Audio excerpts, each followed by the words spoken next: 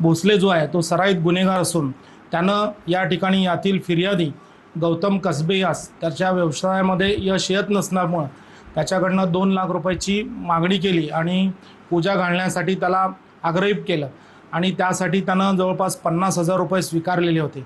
मांजरी police स्टेशनला घेऊन जाऊन 2 वाजता त्यांना 35(3) नोटीस दिल्यानंतर ते जवळपास 2 आठवड्याची मुदत पाहिजे असते, पण त्यांनी त्यात मुदतच दिली नाही. 2 वाजता त्यांनी दोघांनाही नोटिसा दिल्या आणि त्या नोटिसा दिल्यानंतर ते त्यांना संधीच दिली नाही 35(3) पण इलिगल डिटेन्शन होतं. तो एक ग्राउंड होता आमचा आणि कोर्टाला ते इलिगल कस्टडी संदर्भात बी आम्ही आर्ग्युमेंट केलं कोर्टात बरेच वेळा.